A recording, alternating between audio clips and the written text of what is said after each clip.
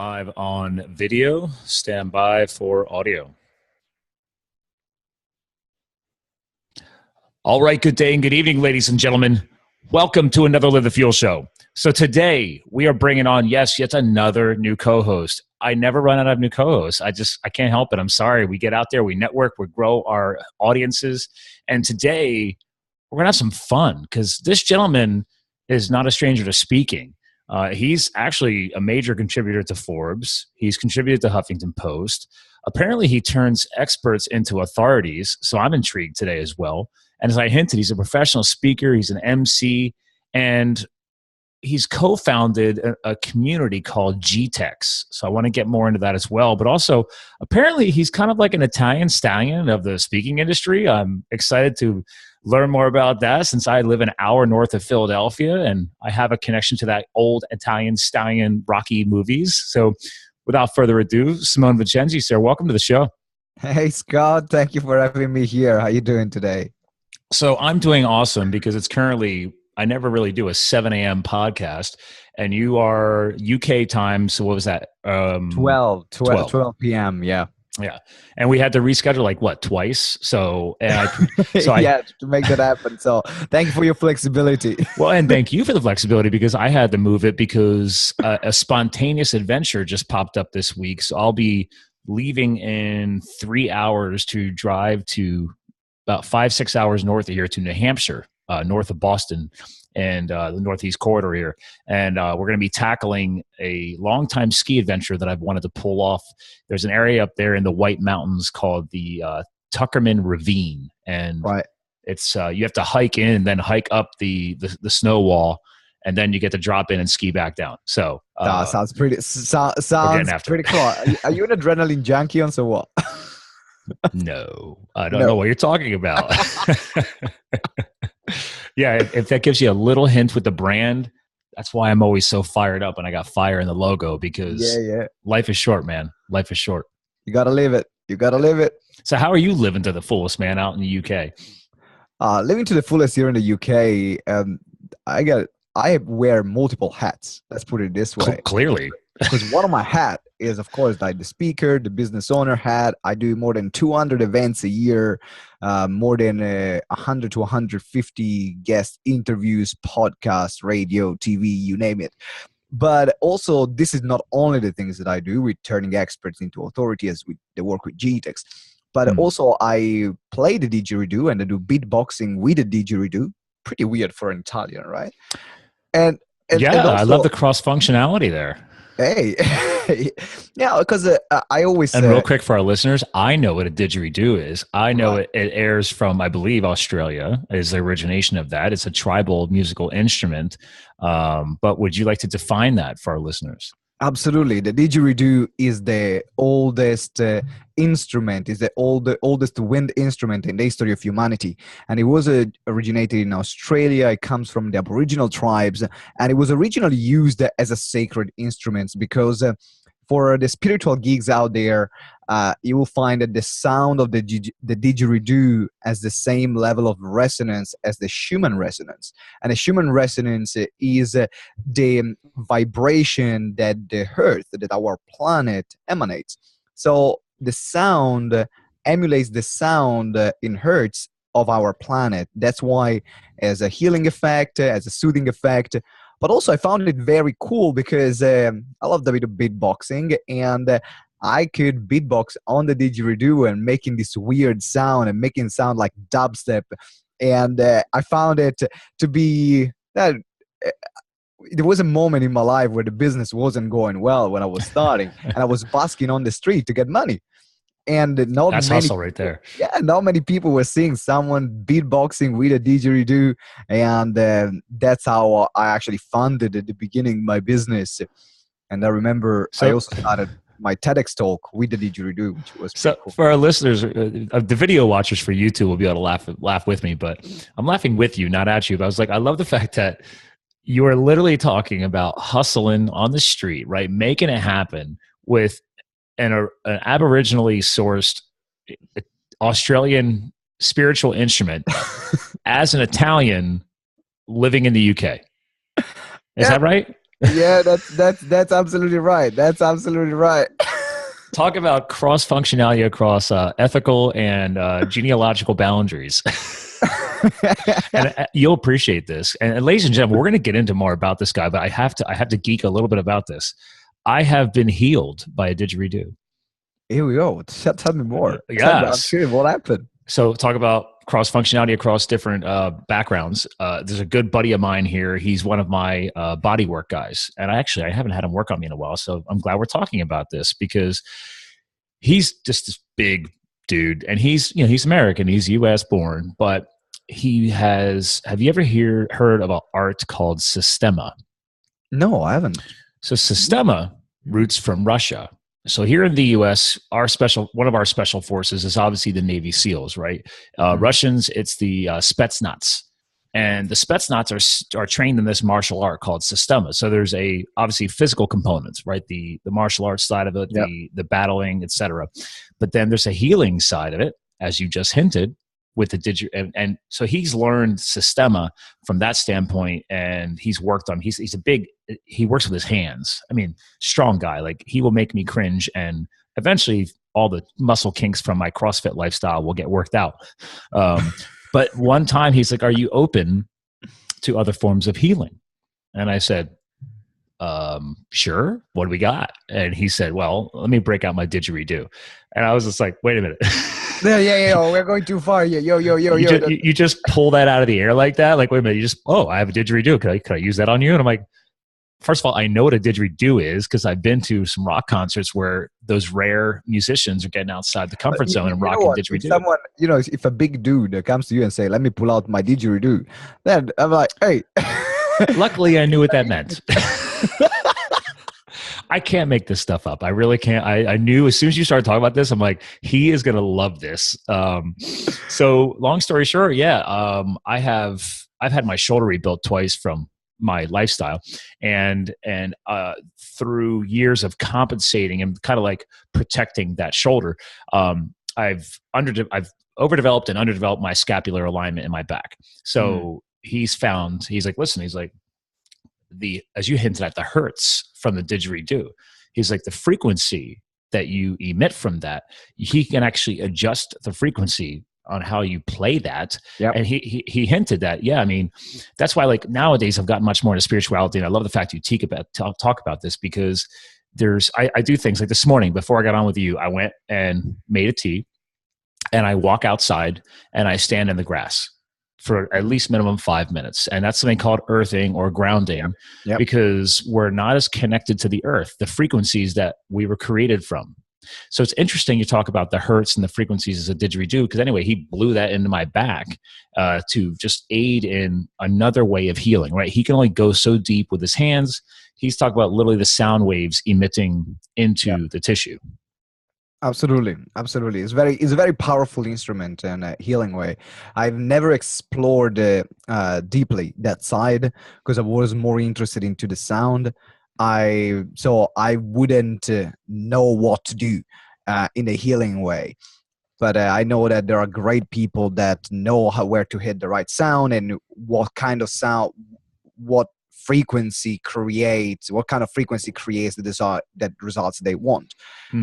So it's really fascinating. Absolutely. It's totally fascinating because, I mean, again, we geek out on this show about, balancing health, business, lifestyle, right? So clearly we're getting into some really weird sections of health here. Yeah, but also as a player, it's very healing as a player, because if you think about the didgeridoo, and actually I have one just here with me. I have about 5 in my living room, and let's be real. They're not all like 6 foot long, right? I mean, most of the time to get those big sound waves, you have to have the big tall ones, right? Yeah, I have 4 small ones and one which is 6.5 feet. So I have both, and I have actually, if you see, I see you got some drums back there. I got some drums. And there's what's that twisty thing up there? Which one? Above it, the next shelf up above the drums. Yeah, that one. That's a didgeridoo. That little one. That's a spiral didgeridoo. Looks like a flute. Yeah. Well, okay. Beside that, there is a flute. Okay, and then the twisty thing, the spiral one is a didgeridoo. A spiral didgeridoo is like a portable didgeridoo. Okay, so they figured out a way to obviously create, wrap it into a spiral because Mhm. obviously it's a little hard to travel around with a 5, 6 foot long Yeah, you didgeridoo. kill people. You kill people. I mean, imagine London. It's quite busy as a city, right? So I Yeah, was there walking around London with the 6 foot long didgeridoo, and I was like literally knocking people, knocking their people's head while it's. while I was walking. Have you ever seen the movie or read the books Lord of the Rings? Yeah, yeah, a Yeah, movie. yeah, exactly. You're like Gandalf, the wizard with his staff. Like you just Okay, start kind of. whacking, Yeah, just start kind. whacking people. Absolutely. I was like, you cannot pass. We just can't make this up, ladies and gentlemen. But so does the sounds emit the same in a spiralized didgeridoo as a long?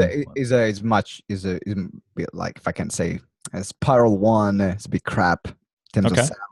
sound. They because it's just the sound, the air, and the blow gets a I different figured. I way. figured the air would pass differently or maybe Yeah, harder through a spiralized one versus just that nice continuous long shaft. absolutely, Okay. absolutely.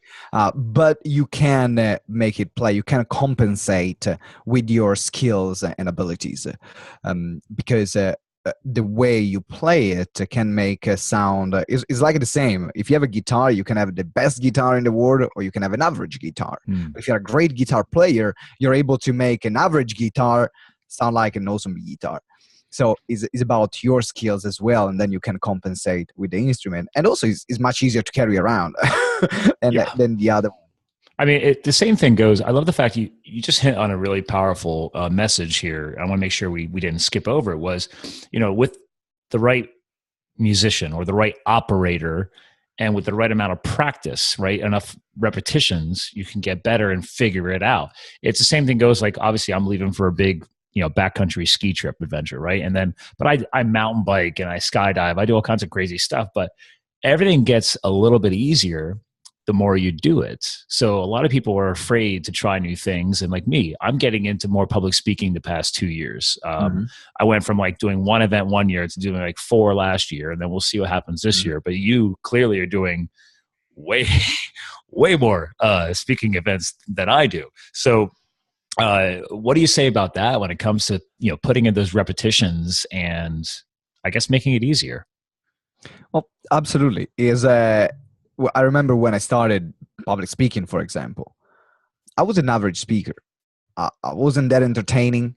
People could barely understand my accent You because weren't using the didgeridoo on stage? no, yeah, because I hadn't learned yet. But now all my talks, I open all my talks with the didgeridoo. I got Oh, like a that's set thing.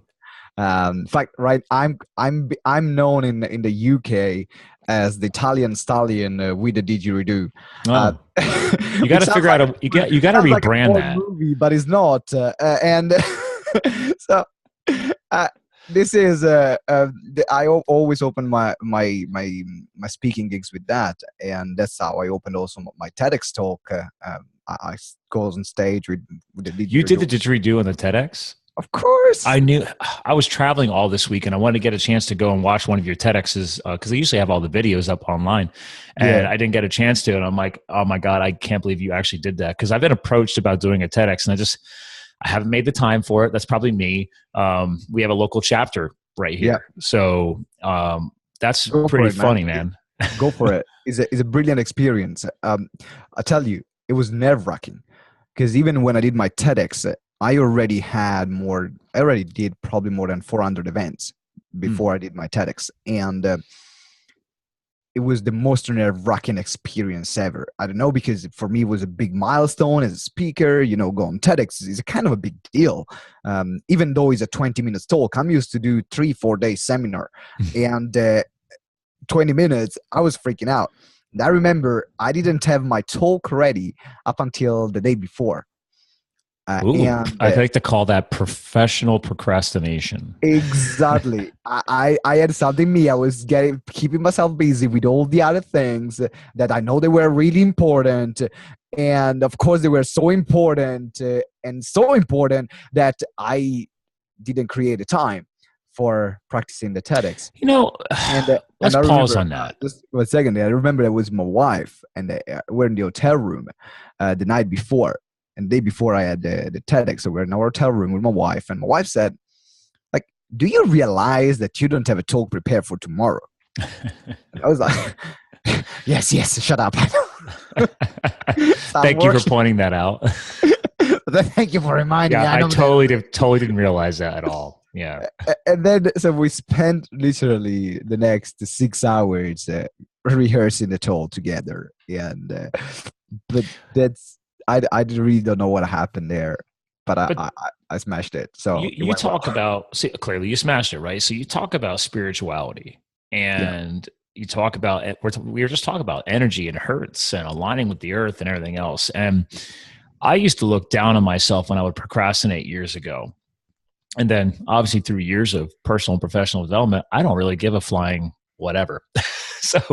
But I found that depending on the situation, sometimes is it really procrastination, or have you just not reached that point of inspiration to make it happen? And I know some people are going to disagree with this, because I'm not saying start procrastinating and then see what happens in the last 5 minutes. But I have found that some of my best project launches were 24, 48 hours beforehand. Like, I thought about it and there was ideas in my head, but I mean, I'm sure you probably didn't go in completely cold turkey. You probably had a few different themes and ideas in your head. Let's be real, right? Yeah. I already the structure of the talk, but as a speaker, as a professional, I am a big believer of being prepared. So it's not like me not to go on a speaking gig, not having rehearsed, not having prepared. It's not about having a script and sticking to the script, and it's about knowing upfront what you're going to say, because that's the difference between an amateur speaker and a professional speaker. An amateur speaker is a speaker that has a message to share, and because he is used to share that message, he rocks up and somehow pull something out. And sometimes the audience doesn't even realize that is great. But a professional speaker, if you see the top speakers in the world, the people that that you are hanging on every single word they say, this is an art. This is a science. You're putting together communication patterns that rarely come up on the spot. Or they will come up by you developing and rehearsing this talk and delivering this talk multiple times. Brilliant example is, I don't know if you're familiar with Les Brown. Oh, yeah. Okay, Les Brown, huge. I've had him on the show. That's brilliant. So Les Brown, huge speaker. I was blessed to do an event with him when he came to London, and I was the MC of the event with 1,000 people. It was brilliant. Wow. I've been listening to Les Brown since I was 22. And for meeting him in person was just like the moment come to life. And his story about I'm hungry, you know, when he tells the story about the DJ, when he was a DJ and says I'm hungry, if you listen to every single clip that he does, it's always the same story. But it's delivered so masterfully that it doesn't matter how many times you listen to that story, you want to listen to it again and again and again and again. And every time sounds new, even if the words are exactly the same. That's a very good point. Makes a professional speaker. Yeah, I just came back from an event, and I just literally arrived back from Syracuse, New York last night. So it was about a 3-hour drive back. And 2 days before that, I was in the city of Rochester, and the event that I was attending, they had a motivational speaker there and an author, and he did a great job. And to your point, the content, I knew almost all of his content, it just presented it in a different way.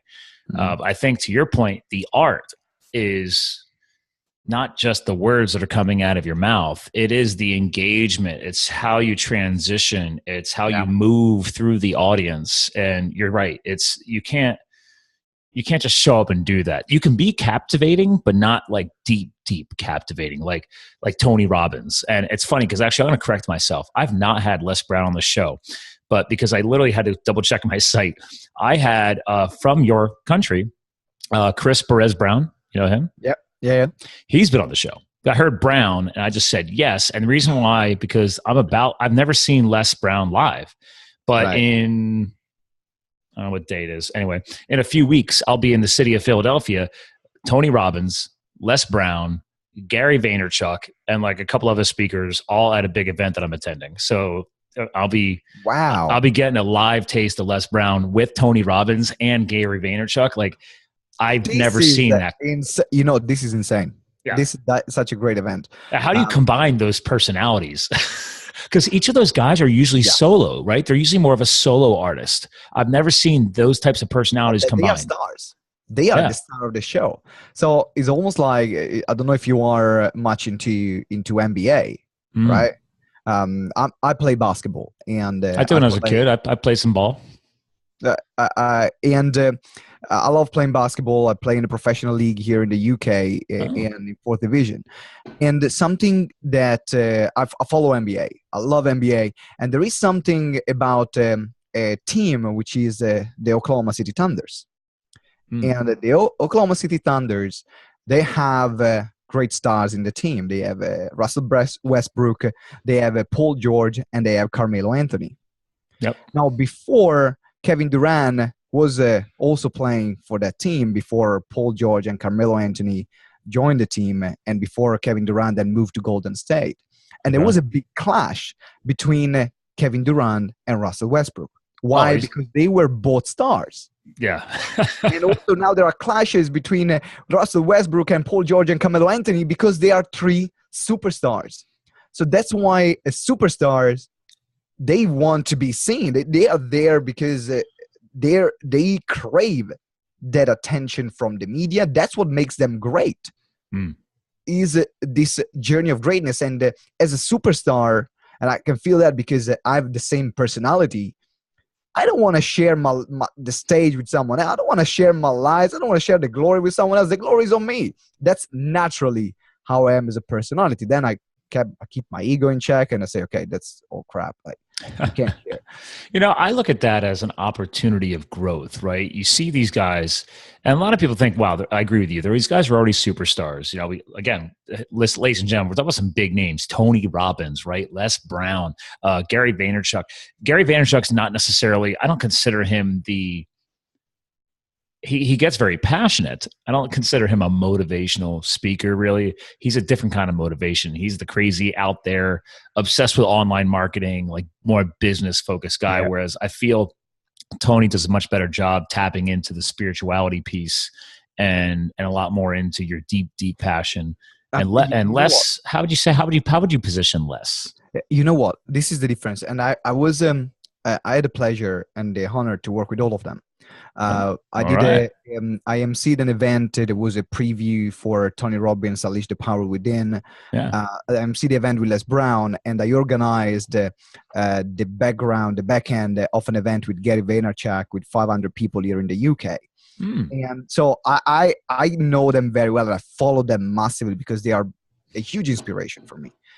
So Les Brown is the polished speaker. You see, Les Brown doesn't create the rah-rah in the audience that Tony Robbins create. Les Brown is powerful through his voice, through his stories, and is so masterful as a storyteller that people just listen to him.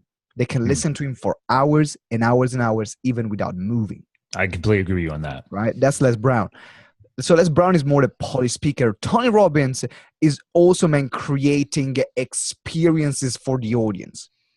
If you see Tony Robbins event, I've been to Unleash the Power Within from Tony Robbins, and it's a party. He creates a party atmosphere, and then you learn while you're having a party. He is a master at that. And all his style is about creating engagement with the audience, getting the audience to experience his content. On top of that, he's also a master storyteller. But he got famous for edutainment, so this education and entertainment at the same time. And then you have Gary V, which Gary V, as you said, he's literally all over the place. He's out there. Not a polished speaker, and is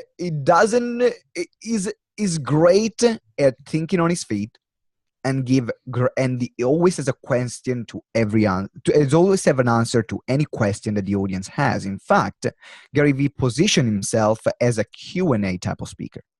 Yes. Well, great clarification. He always says it when you book me, you don't expect I will have my presentation prepared, I will tell my story, but then where I really come alive is in the Q&A. So that's a big lesson for everyone, because as a speaker, you need to find where is your sweet spot. What is the thing that makes you unique? So for example, for me, I love facilitating experiences. I don't like to talk long time. I don't like to tell stories. I can do it. I'm trained to do it. I can rehearse it. But what I love is to create experiences for the audience, is to create games, is to create activities to get them to get the learning in that way, because I believe that by experiencing it, you get more. But that's my belief, and that's what I love as an audience member. So that's why I speak in that way. And I would agree with you on that. There's only... I love the balance of the motivation, the inspiration. Actually, I look for more. It's funny. When I started my development years ago, I focused so much on motivational content. I was talking about this last night. I was on a podcast with some people from Colorado. Right. And I was like, literally, Live the Fuel started with me I needed an outlet to post my inspirations and my motivations. And I was just posting quotes. I was just posting quotes online. And then it grew a lot since then. But that's some of the mission behind the brand. But the point here is that I love motivation, but I love inspiration more, because I think the inspiration is what takes you over the longer curve versus the motivation. Motivations, I feel, in my experience, is more short term, right? Like, great, I need that flash in the pan motivation right here, right now. The inspiration is what keeps you going. Absolutely. And then I love events that are more interactive, right? Getting in there. I'm not saying you got to be Tony and you got to jump off the stage and run into the audience and get on there, but maybe that's your style. And I love the fact we're segueing on this, because I wanted to rock a little screen sharing, because you also have run some of your own events. And ladies and gentlemen, I mean, his site again is GTeX, GTEX.org.uk. But I was digging into some of your about. And obviously there's more about you, but then there's obviously the about GTeX. So a lot of your events that you've been involved with, you don't just dig into business strategy, sales, marketing, but right there you got confidence, self-esteem. I'm a huge supporter and teach people about networking and communication. But then again, public speaking, that's what we're talking about. But then right there, health, well-being, spiritual growth. I mean, that's a interesting lineup of content. Is that what you've always spoke about, or did you end up growing and expanding that as your experience grew? That's a very good point. I actually went the other way around. Oh. I started general and I went niche. So right now, all I'm talking about is business strategy, sales, and marketing. That's what and public speaking. That's all I'm talking about. These are the things that I'm talking about at the moment. However, because we have more than 400 members in our community, and they're all here in London, they are all professional speakers, and we train them in running their own seminars, in becoming experts, and becoming authority in their field. Then we expanded our events because we get people our members to speak at our events. For example, on Monday, we have an event where 4 of our members are going to speak there. And this is an opportunity for them to get on stage, to get known to a new audience, to practice and rehearse the skill. And we pay for the venue. We help out with the marketing. We don't do the full marketing for them, because it's a learning experience for them on how do you run an event. I agree with that. And it's really important. Now, with all our members, there are people that have never run an event before. And there are people there, speakers that are running an event every week, or they have a speaking engagement every week. So we have literally a very broad spectrum. But this is why now we have expanded our range of events, because our members are covering the topics where I'm not an expert in. Because I can say having knowledge and being an expert is different. Having general knowledge and being an expert is very, very different. And that's, I think, where this industry is a bit going wrong, because there are a lot of people that say, oh, as long as you know more than the person next to you, you are an expert. And I don't think that's true. I think that's a bunch of crap. Thank you. Because let's be real. If you just think of a random topic that you actually are pretty knowledgeable on, yeah, you probably do know about. I think one of the quotes I've heard is, we all know at least 60% more about something than on a topic than somebody else. That does not make you an expert. And I actually feel, I want to hear your opinion on this. because this is feeding exactly what you're hitting on. I can't get the word out of my head. The key word here is wisdom. And I feel that if you've reached that upper echelon, this isn't just about talking and passing knowledge, but it's actually, it is about the passing knowledge piece. I think true wisdom from some of my coaches is, are you taking the position to pass that said knowledge on? And I think that's what moves you into that level of more of an expert or a wiser expert field. What do you think about that? I completely agree with you, 100%. It is about walking your talk. It's not just about knowing. Knowledge is easy to acquire. You read a book, you listen to a podcast, you got knowledge. Great. You read one more book than the person next to you. Great. You have more knowledge. But is your life a mirror of your message? That's where true expertise comes in. Are you using that expertise day in and day out, that no matter what happens, then you will be able, no one will have a second thought or a second guess about, are you an expert? Are you walking your talk? And this is the thing. This is the key. So once you're able to every single day, prove that you're walking your talk, and when someone says, show me the results that you have with your clients, show me your results, show me where you've been featured, show me who else is talking about you, that's where real expertise happens. And that's when you can become an authority in your field, because no one can say, no, you're just a person who chit chat. I love this where you're at right now, because I have to ask, this is not a Q&A format show, ladies and gentlemen. I'm just like, he's hitting me stuff and I'm hitting him back, because you go for it, man. I got stuff in my head right now and I'm like, I got to ask you, what is your opinion on the quote? And I've used it once in a while in the right context, but you fake it till you make it. What do you got? I think there is we had a good debate myself on this quote. I think that there is a time and a space for it. Yes. Time and a place for it. Because there are moments where you have to fake it because you might have a great opportunity and you know you can deliver against that opportunity, but maybe your background or your current knowledge doesn't back you up. And that's the thing. As long as you are confident and you will do whatever you can to fulfill that promise, absolutely. But when you start lying, that's the problem. There's the healthy line you cannot pass. I agree. It's like, listen, I think that's really something that powerful you hit on here right now, is that in the beginning, because not everybody's putting in the reps like you have, right, to reach that level of speaking. And to quick rewind back to your point, I love how powerful you've gotten this. I love the key word here is community, right? That's just a big part of the GTeX brand that from my reviewing is that, you've done a lot of stage work and you've done a lot of speaking and you're connected with all these speakers, but it's like, okay, well, you just keep doing your own thing, or you build the support community and then you start helping your people, your community level up.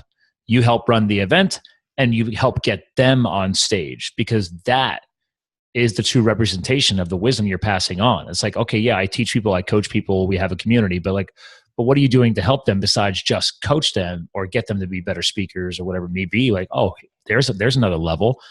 I'm helping them launch events and then go and do their own speaking on stage. That's awesome. I love that. Absolutely. Then we film the event, where they get their footage, to get their pictures from the event, so then they can use it to leverage other speaking opportunities. Because knowledge is important. I believe that knowledge is important, but implementation is what makes the difference. So every time I create something and every time I want to teach something, I always ask myself, what can I do to actually get them to do it? And of course, depending from the level where you're at, if you've been around for a while, the end result will be awesome. If you are just starting out, it will be a learning experience for you. And that's fine. But as long as you're aware and you're upfront with, and I'm upfront with them, it's like, if you're at the beginning, this will be a great learning experience, but you will get it done and it will be useful for the next time. You might even make no money from it. But then you've been around for a while, you already have a nice following, you put this in place, boom, we have one of our guys came from a 3-day event that we run, we made more than £12,000 in the next 2 days coming from there, because you already What's a had translation on that? US. about $15,000. Okay, I haven't done that. No, but the fact is that he was around for a while. He already had a following. So just by changing something in his business, one small thing, launching a new product, he already had people that were following it. Now, we had another guy that came from the same event, and he had 14 clients immediately after, but selling them on a £7 program, a $7 program, right? Why? Because he was starting out. He couldn't put the margin so up because he didn't have the trust and the following, the relation for people to be able to invest that kind of money with him. But for him, it was a huge win because he said, for the first time, I actually sold something. Mm-hmm. Yeah, and for some people, becomes a good reality check to say, hey, your audience doesn't care about you. It means that you need to do something different. Yeah. And I cannot do anything about that. So the model works, but then you got to put the work in. So I'm always looking at ways of what can I do to help our members to make sure that actually they get the exposure that they need, to build the client base that they need, to build the funnels that they need, or whatever their business process is, because that's how I think I can support them the best. Well, I love the fact that you're doing that, because part of that fake it till you make it is, like we talked about it, right? There is some validity in the right context. And it's important to, I'm hearing you're meeting your community where they are at, right? Like where they're at in the timeline, because we're all at a different place on a timeline. I've been podcasting for 1.5 years. I just recently coached a couple of people in podcasting. I never wanted to coach people in podcasting, but I know a little bit more than they do. I do not brand myself as a podcast guru, right? But they like my style. They like my show. They want to know how I'm doing it. So the point is that I'm not out there trying to say, hey, I'm now the latest and greatest top of the line podcast coach. I have no problem talking. I've done public speaking. I have my own podcast show, and I'm a trainer, and I've been doing sales and marketing for years. So the reason where I'm going with this is I want to hit on what you were hinting on. It was, besides faking it till you make it, it's also meeting people where they're at. And the people that are in that community, it's like, yeah, great. That one dude rocked a serious purse of cash flow for his more advanced program. Whereas the other individual's like, okay, dude, you're at level 1 or level 2. Price that accordingly, because there's going to be people in that audience that don't want the bigger price tag, right? That's what I'm looking for. So it's meeting people where they're at. You have a different target audience. Absolutely. And that's the thing. When you are starting out, you need to understand that you are in this business it's a long-term game. It's not a short sprint. It's a marathon. Mm-hmm. And if you burn your bridges too soon by overpricing your service when you don't have a following, or by by talking a game that you know you're not playing, people see through that. And right now, people are doing more and more due diligence because there are more and more experts coming out, so they have more choices. And so people are doing more and more due diligence before buying from you. And they will check your videos, they will check your podcast, they will check your interviews. That's why being out there and having other people talking about you is crucial, is an important part, is a crucial part, because now you not only say that you are great, but you have other people interviewing you on their show, or featuring on their magazines, on their publications, on their blogs. And if you're starting out, great, accept every single opportunity. Personally, I'm still accepting every single opportunity. That's why I have so many events. And people are saying, well, are you crazy? Why are you still speaking in front of audiences of 2-3 people? Why not? Why not? You're still putting in the reps. I'm still putting in the reps, and in particular, I know that with these 2-3 people, one will buy. Mm-hmm. So wait a minute. Are you saying that we don't need to close the deal with every single person? That's a very good point. No, I believe that you need to close the deal with every single person. That's what I believe. Actually, that's what you should go in at, right? The motivation. Yeah, you should. Okay. I mean, you're running a business, so It's not just about inspiring people, but it's about making sales at the same time. Yeah. Got to pay the Otherwise, your bills. business doesn't run. There are so many people that I know that they have great audiences, but they're making pennies, or they're putting together a lot of content, but they're not making enough money because they're actually not putting the same effort that they put in content creation or in inspiration and motivation for their audience in the sales part. So I think that both are important. Now, when you have this balance, when this balance is wrong, then you have a problem, because or you put out too much content, or you help too much, and then you end up being the one resenting it. Mm-hmm. Or the opposite happens. You just focus on selling and you don't focus on building the relationship or building your profile. And then what happens, the audience will say, this guy's a douchebag. so you'll find both things happening. And that's why I think there is a balance between building the relationship, but also making sure that you're focusing on closing the sales in the relationship that you build. But because you build the relationship up front, when people say no, they will say no, not with a bad taste in their mouth. Right? They will I like that always point. rave about you, even if they don't buy from you. They will recommend you to someone else. And I have plenty of these scenarios in my business. So, well, I like to bring back an old sales tip, and this applies to life in general, ladies and gentlemen. You could technically apply this to romance if you really had to. Just don't take this the wrong way. But what I'm going to say here is, no just means not right now. Now, be very careful of that in the romantic market. That does not that does not become you. No stalking. No stalking. I have to clarify that. But in the sales and marketing process, you might not have met that person right where they're at on their timeline. You might need to learn more about them. Here's marketing tips, right? You might need to get them at least on your email list, and they got to see a little bit more of your content. Maybe that one speech, that one presentation wasn't enough for them yet, and they might become your customer, a month, 6 months, a year from now. So I don't look at a lost sale as a failure. I look at it as an opportunity to grow that relationship better, or at least pass them on to the right person that they're aligning with, because that's a win-win too. Exactly. And getting feedback on your sales process. Because the no might mean that maybe something is missing for them to say yes.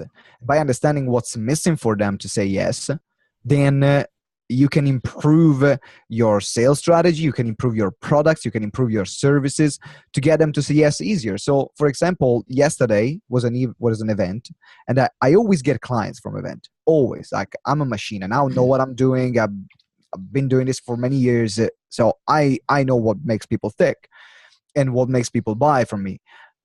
Yesterday I did a new event, and I tested something new. I tested a new product, I tested a new service, a new way of selling it. It bombed completely. First event in about 3 years, I made no sales. Zero. I was feeling bad at the end because I was like, oh man, I made no sales, all this effort. But at the same time, I knew it was a test. I knew that it could work or not work.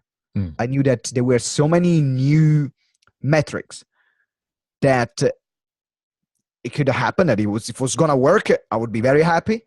But if it wasn't working, I was prepared for it. So as well, when you're selling, I think that understanding and reviewing the process every single time to make it better, and that's something I'm obsessed about. I'm great at conversions. I'm always looking for what kind of numbers can I improve in the conversions, because I believe that with marketing can be very expensive. Oh gosh, yeah. Right? And trust me, I'm a consultant in that profession. Believe me. Thank you. I have some clients who want to spend the dough, and other clients are like, well, sticker shock. So exactly. And I do a lot of webinars and I do a lot of seminars. Now in London, I'll give you some metrics here. If you're running a free event, an average, you have about a 10% show up rate, because there's no skin in the game. Yeah. I mean, if you means that you want to have 10 people in a room, you need to have 100 registrations. Right? That's the metrics in London. And I'm able to get my show up rate at 40%, because I've been working on not increasing number of these 100 registration. I didn't say, okay, so if I want now, because 10% is the average show up rate, If I want 40 people, I need to have 400 people. That costs me much more. Mm. I say, okay, what can I do to improve the metric of show up rate? So then that's where we started introducing messenger bots. We started introducing text messages, phone calls, video training for them to attend before running the free event. So now all these things add up to build that relationship and for them to actually come in the room. Now, sometimes I even have people saying, I want to unsubscribe because this is too much for me. And that just means they're not fitting that target audience right now. But that's fine. And I'm like, okay, I'm sorry to hear that. I will unsubscribe you right now from my list. And if you want to still come to the event, you're unsubscribed. This is the time of the event. But I know that if I don't put that effort in, consistently follow up and reminding them about the event day in and day out from the moment they sign up, then it's going to be the 10% show up rate that everyone else is having. Oh, absolutely. So I also truly believe in the whole skin in the game thing too, because like actually these are the tickets to that Tony Robbins event. So with Gary and everybody else, yeah. and I want Les, to have a chat with you. I want to. I'm excited to see what's going to happen afterwards. So you're freezing up there.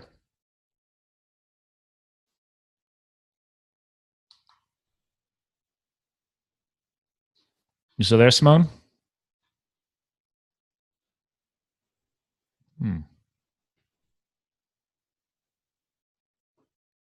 What happened?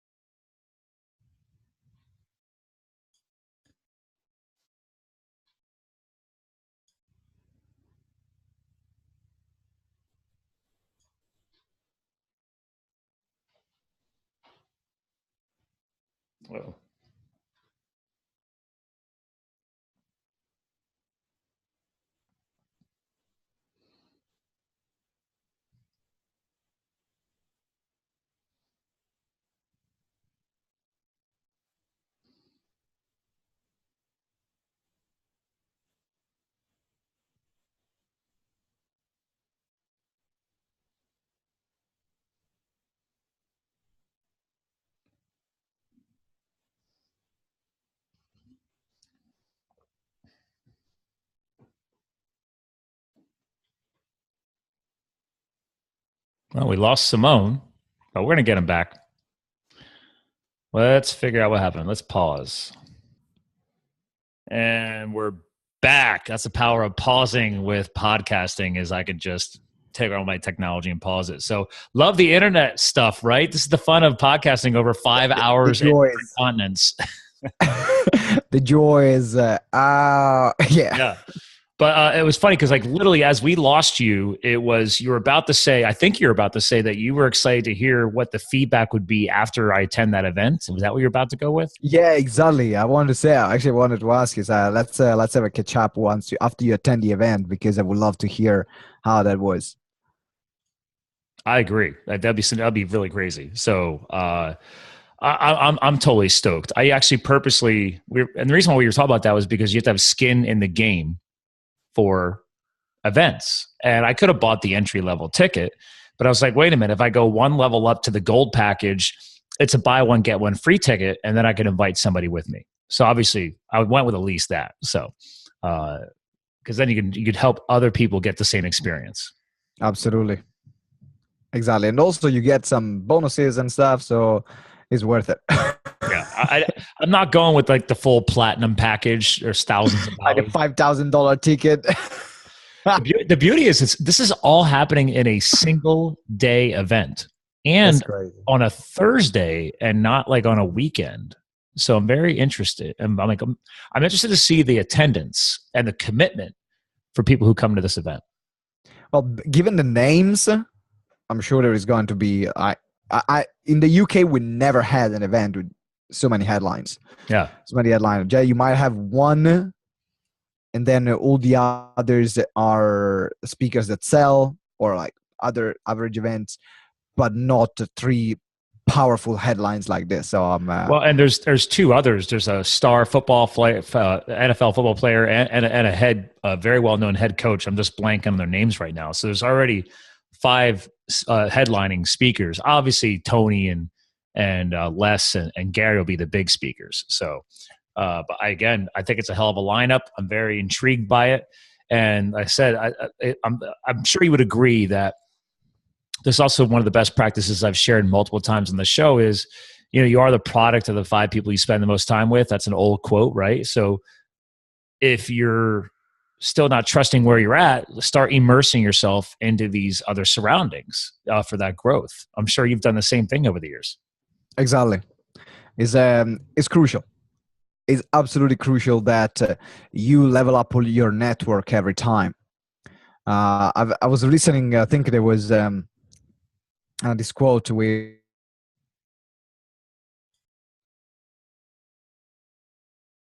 oh, we're losing your audio. A third of your network where you're at right now, and a third of your network which is way ahead of you of where you want to be.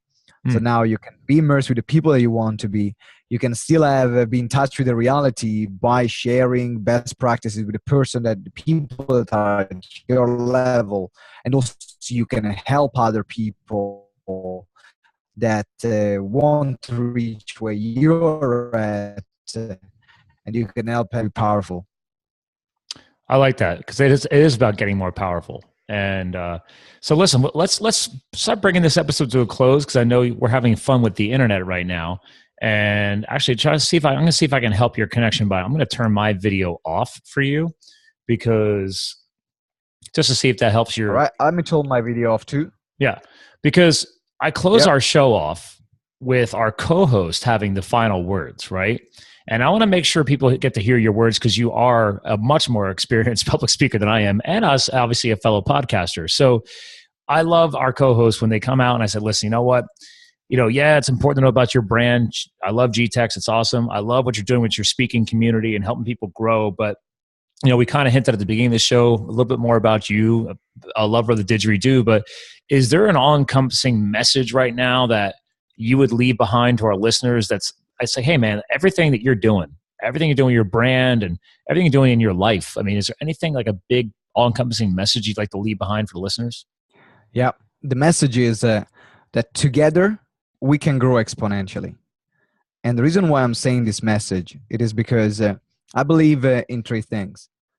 I believe in growth because I think that if you don't grow, you die.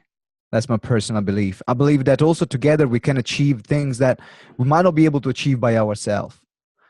And then also believe in exponential growth. I believe in putting the work in and then arrive to a tipping point where everything happens. And all the work that you have put so far was the catalyst for that turning point where everything comes together. And these are 3 principles that I strongly believe in. And that's actually why GTeX, the very name of the company, is growing together exponentially.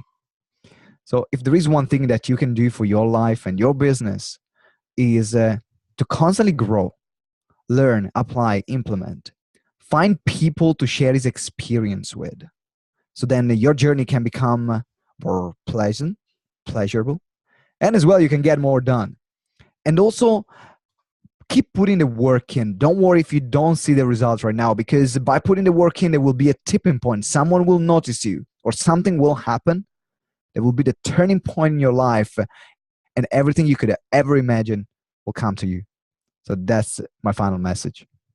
Wow, man. I knew you'd rock that. Some people, I spring that on them and they don't got it. But I was like, dude, you've done on the stage a lot. And I love what you're doing with your business, your brand. Again, I hinted your coaches.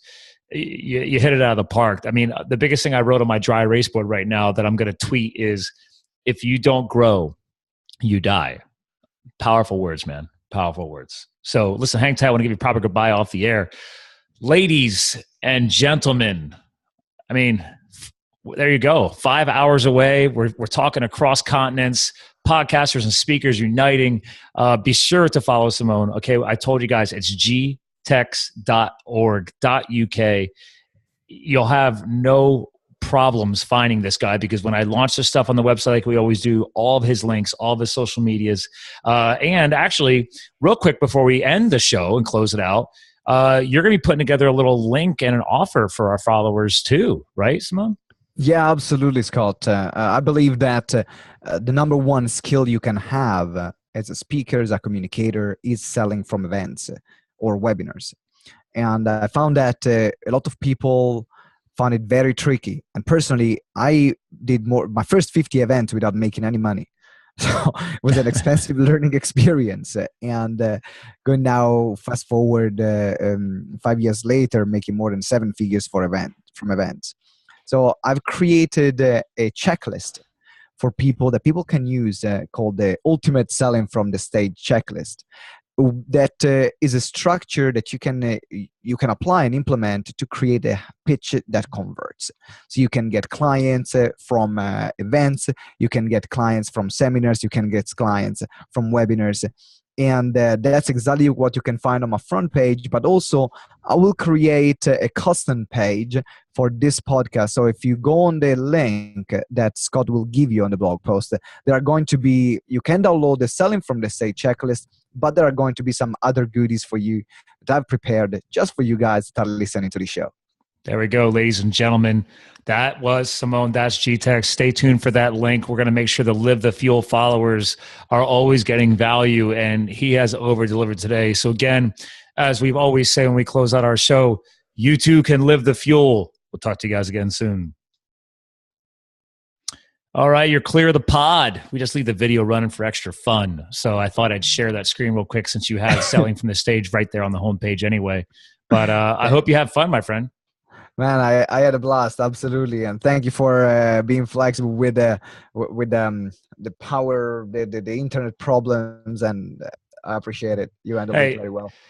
Stuff happens. This is a reason why I don't edit it too. I want to keep things raw and real. People need to see that, oh, you don't need to have the perfect YouTube video or the perfect podcast. Now, granted, thanks to the tech that I use, I could just hit pause, so I don't have to do a lot of editing afterwards. But that's the whole point, right? We got to just make it happen. Just keep going. Absolutely. Use technology for your advantage. Hey, yo. There it is, man. Well, I hope you had a blast. I'm going to set up for my next call here. We're going to start in like 5 minutes. So hopefully they have better performance. So we'll see what happens. Hopefully so. Keep me posted about the event and let me know. I'll get Wang to send you the page. So then you can put it in the show notes. I definitely will. And it's going to be May 3rd. So less than a month ago. So perfect. Looking forward to it. All right, brother. Scott, have a great day. Take care. See ya.